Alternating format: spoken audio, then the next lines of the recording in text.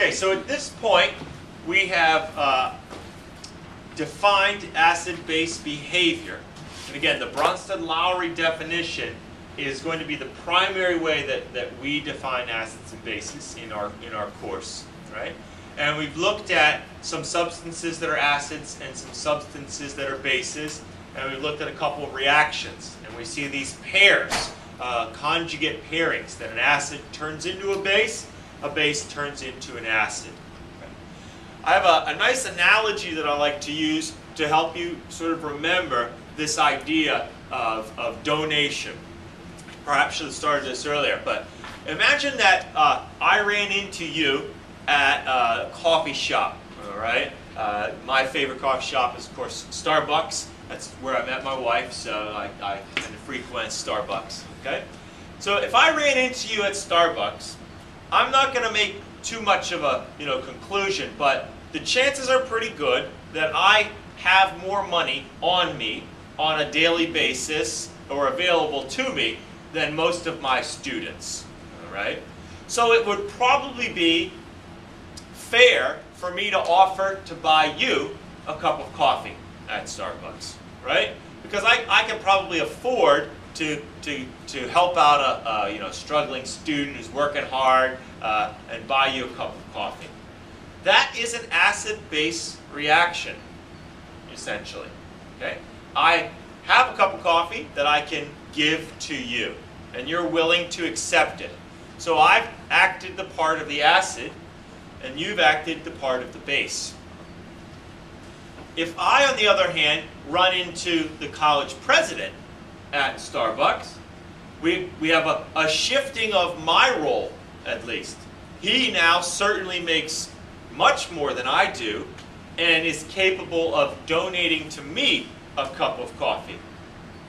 Now, I'm still capable of buying my own coffee or donating it to somebody else. But when he offers it to me, sure, I'm happy to accept a cup of coffee. So I'm a lot like water that we've seen in our two previous examples to this point, where we had, just to remind you, HBr plus water giving us H3O plus and Br minus. So water acted as a base. If I was water, this would be when I met the college president at Starbucks. On the other hand, when I met you at Starbucks, H2O plus PO4 3 minus,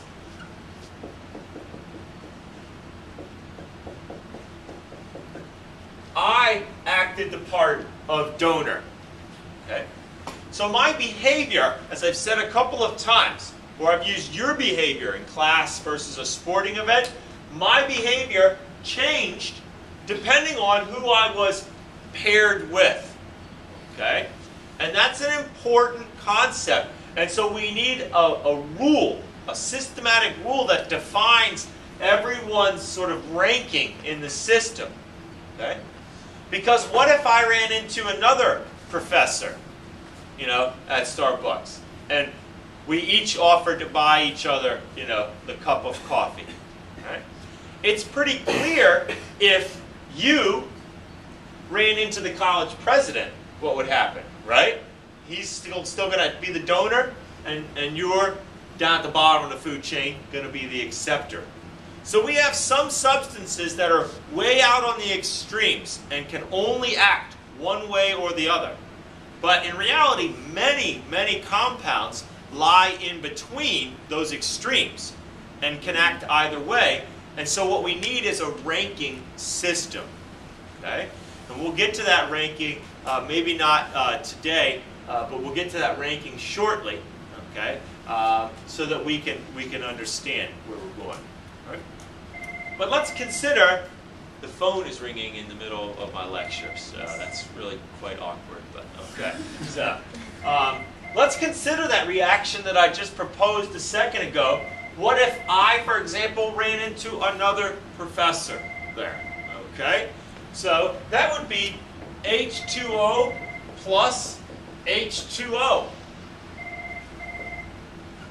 Okay? One of us has to act like the acid, and the other one has to act like the base. So it doesn't matter which one we label, but if I label this first one the acid and the second one the base, what are my products going to be? If I take one hydrogen from the first water, give it to the second water, that second water becomes the H3O plus, and the first water is what's left is the OH minus. On the reverse reaction, we would call the H3O plus the acid and the OH minus the base. We see this H3O up here as well. Right? We've seen OH over there. So H3O is a very common component of acid-base chemistry. It is called the hydronium ion, by the way. And it is the real way that H plus ions in water exist. Okay? If I had a hydrogen ion and I dropped it into water, it will become bonded to a water molecule. It's like it has to be attached. It has that need to be satisfied and attached to a water molecule. All right? So we get a little bit lazy sometimes. Again, H3O plus aqueous is the most technically correct way, but sometimes we'll just write H plus aqueous. It's the same thing. Okay? What this means is H3O plus aqueous. All right? Okay, let's come back to this reaction though. We are seeing a reaction between two water molecules where one goes ahead and acts like the acid and the other acts like the base. This water, not that it's real important, this water-water reaction is called the auto-ionization of water. It's happening anytime water is present. You have a bottle of water in class. You have, a solution in the laboratory in a beaker that is in water. You have a cup of coffee. The water molecules are constantly reacting with each other, making acid and base, H3O and OH minus. Okay. So, is water really what we know to be H2Os? Or when you take a sip of water, are you really getting a mix of H3O and OH minus? All right, that's kind of my question by proposing this reaction is, what is sort of the real nature of water?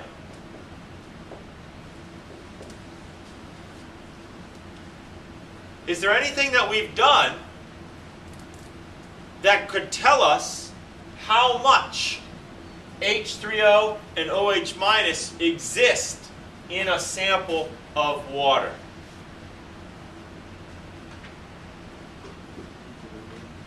An equilibrium. This is an equilibrium reaction, and in the last chapter we just learned how to determine the amounts of product in any equilibrium with an ice table. So if we knew the equilibrium constant for this reaction, we could figure out how much water comes over here to the product side. If it's a lot, we're having a lot of H3O and OH minus, and our understanding of water is really quite different than what you've grown up thinking it is to this point. Okay? That would be the case if the K was really large, right? A large K favors the product side. On the other hand, if this reaction has a small equilibrium constant, it's going to lie on the left side, and it's only a teeny amount, perhaps, of these that exist. Okay. Let me erase that and prepare to set up an equilibrium table.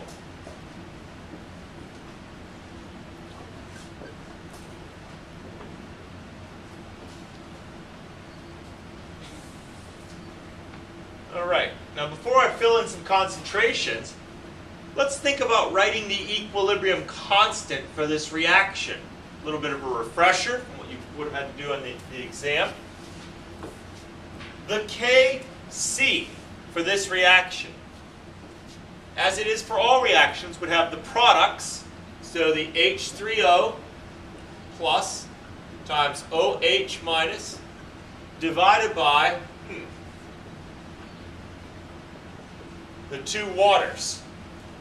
But the two waters should be labeled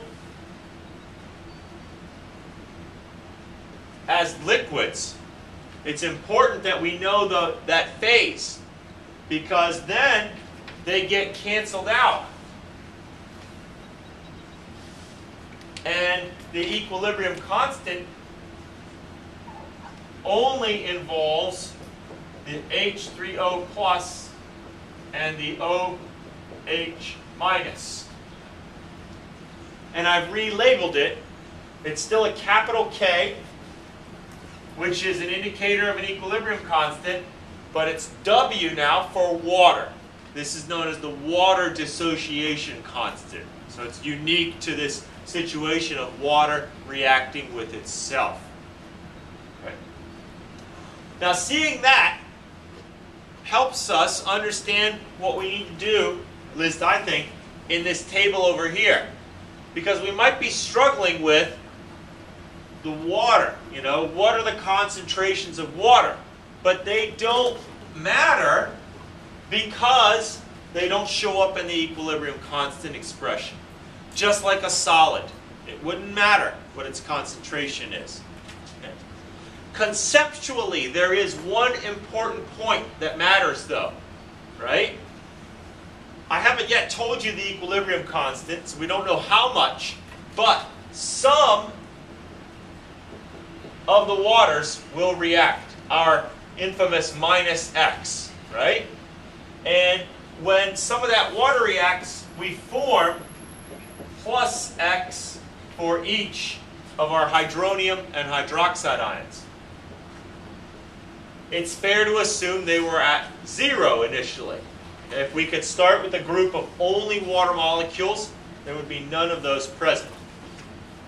So at equilibrium, each of these is equal to X. And just like we did in the last chapter, how are we going to find X? We're going to put them into this. So our Kw would equal X times X, which is just X squared. So what is the Kw? 1.0 times 10 to the negative 14 is the water dissociation constant at 25 degrees Celsius. So we'll pretty much always work at 25 degrees Celsius so that we can rely on this number all the time. Okay. Now before we finish out finding X, we should immediately have an answer to our question that I erased up here a moment ago. What is the true nature of water? Is water its ionic components, H3O and OH minus mostly, or is water its molecular side, H2Os? Mostly molecular. Mostly molecular because this is an extremely small equilibrium constant. Right? And in the last chapter, we considered 10 to the negative 4, 10 to the negative 5 to be small. And that's when we introduced the approximation method, that we could ignore the minus X on this side. We are, 9 times smaller, 9 powers of 10. That's 1 billion times smaller here. This is a really tiny equilibrium constant. And you can rest assured that water is mostly H2O molecules. Not entirely though, and we can figure out how much. We just take the square root of both sides to solve for X, and we get 1.0 times 10 to the negative 7 molar. So in pure water, the concentration of both hydronium and hydroxide ions is 1 times 10 to the negative 7. Okay? And they're equal to each other, which is why water by itself is neutral. Okay? And so I kind of talked about that earlier, about it being an acid or a base. Just by itself, when we have an equal amount of these two, that is a neutral scenario. They cancel each other out. This is, by the way, about 1 in every, I can't remember, it's either 1 in every million or 1 in every 10 million molecules of water that has actually reacted this way. All right? So it's really a tiny, tiny fraction of water molecules that turn themselves into H3O and OH minus when you have a sample of water on hand. Okay.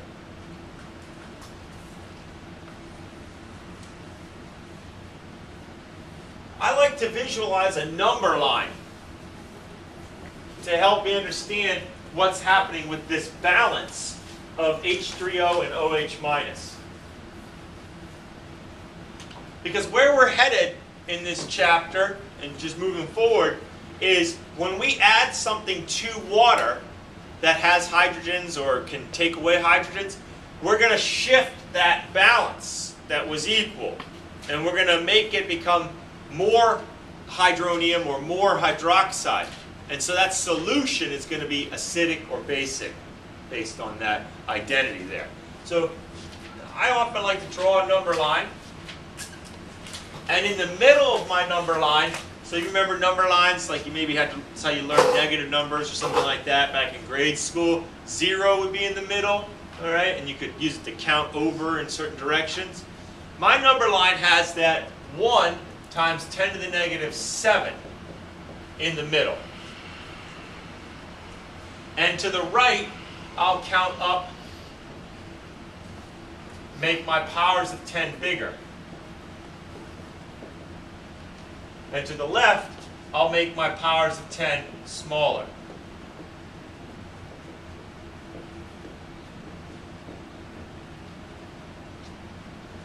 So pure water starts out right here in the middle. Both the hydronium and the hydroxide are in there at 1 times 10 to the negative 7. But if I add something, what we would call acidic, to my water, the H3O concentration would jump up. So if the H3O concentration jumped up by 4, okay, the OH minus concentration is going to go backwards by 4. Because the two concentrations are inversely related.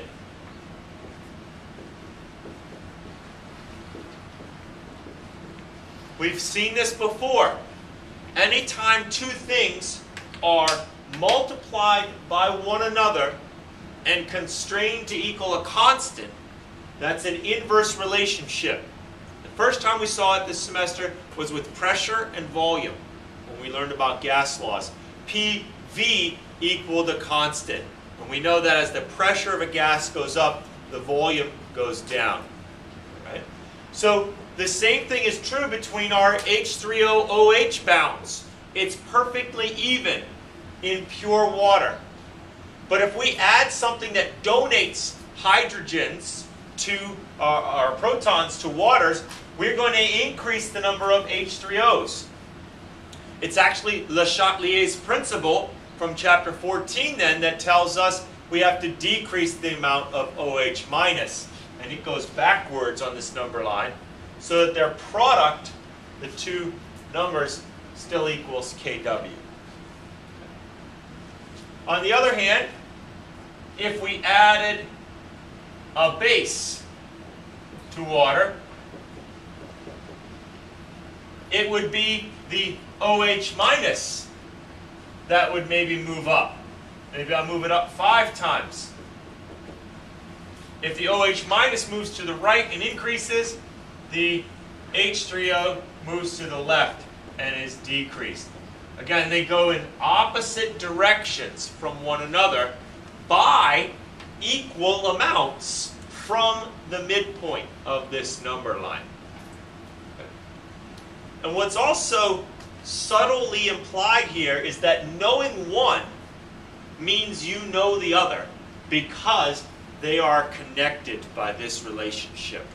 So if you know the H3O content in a solution, you also easily know its OH minus content because their product equals that 1 times 10 to the negative 14 in all cases. Right?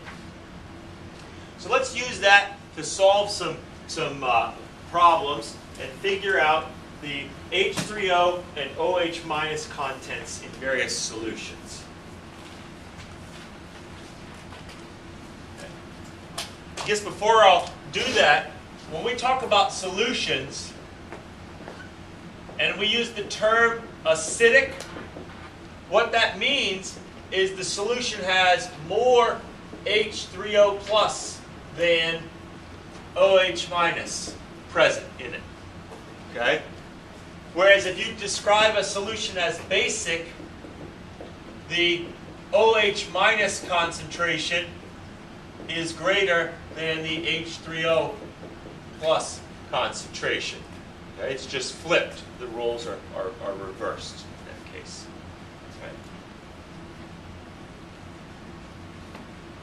Okay. Here's an example where we can calculate some H3O and OH minus concentrations. 1.50 milliliters of 6.00 molar HCl, hydrochloric acid, is diluted to a new volume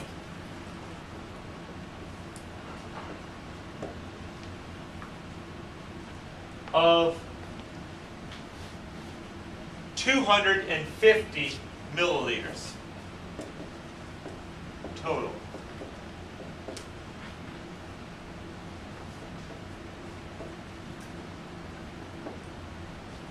What is the H3O plus concentration? So we're putting in brackets. Before and after the dilution.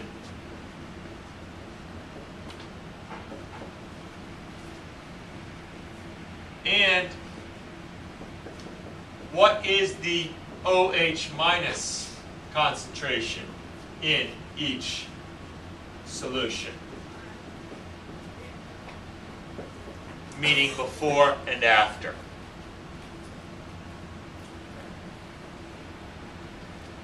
Now the way we'll solve this problem is a little different now than it will be when we've learned a little bit more about the strength of acids and bases. For right now, I have to tell you to get started that HCl is what we call a strong acid. The key word here, strong, is indicative of the behavior. Again, not how aggressive it might be in a reaction, but how often it completes the transfer of the proton. Okay? Come back to my analogy of bumping into you at a coffee shop. Okay? I may, make more than you, but I might not be willing to buy you a cup of coffee every single time I see you at Starbucks, right? You might start to then see me there every day, or you try to find me there every day to get a free cup of coffee. I probably can't afford to do that. So I'm not the strongest of acids in that sense. Okay? Sometimes I'll go ahead and donate, and sometimes I won't. On the other hand, I guess I should not conclude it for him, but the college president should be able to afford to buy you a cup of coffee every time he sees you at Starbucks. Okay? Because he's that much stronger, he has that much more buying power but in acid-base chemistry, we would say he's that much stronger. So strength is really about the size of the equilibrium constant, right? Underlying this whole process is really this reaction.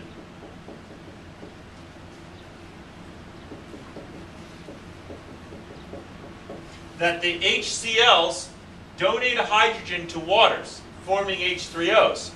In a strong reaction, we're back to our understanding in Chem 1.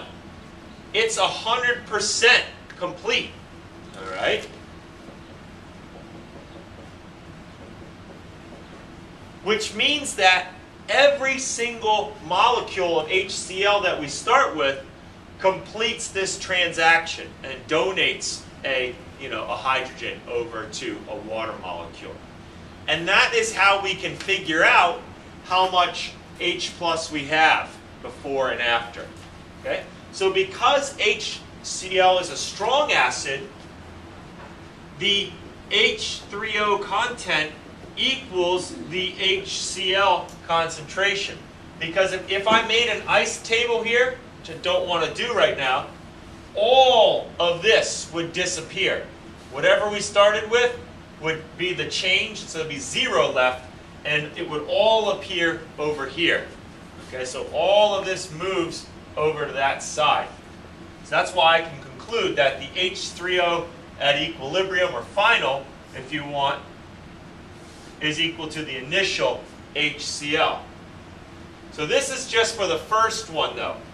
So in the 6 molar HCl, that means that the H3O plus concentration is 6 molar.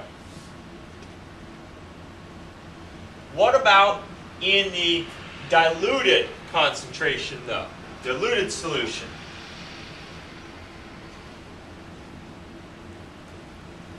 Well, this is really just a veiled attempt to remind you of how we dilute solutions and to remind you of an important formula, because many times we do prepare acids and bases by dilution from a much more concentrated form. And the way we get the new concentration is with the dilution rule that you would have learned back in Chem 1, all right? So original molarity times the amount transferred from that solution, right, M1V1, equals the new molarity times the diluted volume, the total volume of the new solution. So for our diluted solution, then, M2 will be M1V1 divided by V2. 6 molar, 1.50 milliliters, divided by 250 milliliters. So our HCl concentration is now 0.036 molar in the diluted solution. The same notion, because HCl is a strong acid, applies though.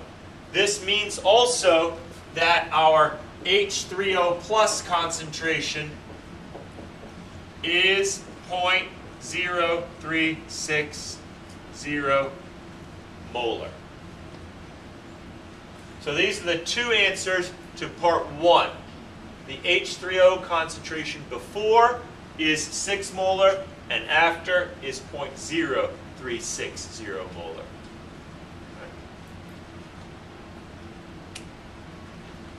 What about the second question? To get the OH concentrations? Well, OH is connected to H3O through the water constant.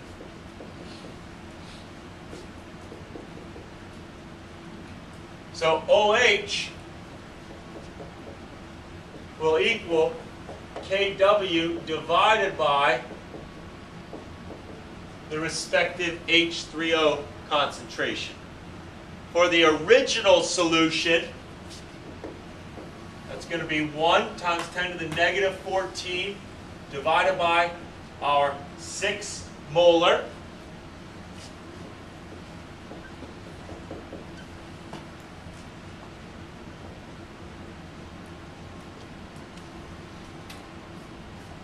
Which I don't have calculated. 1 times 10 to the negative 14 divided by 6.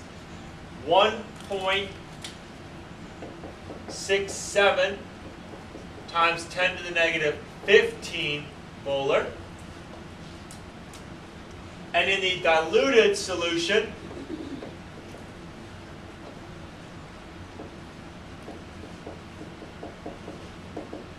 it's going to be 1 times 10 to the negative 14 divided by 0.0360,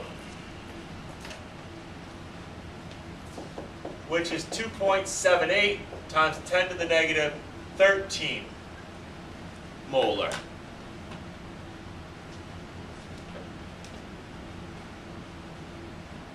If we did a number line, if we went back to the number line that I had earlier, okay?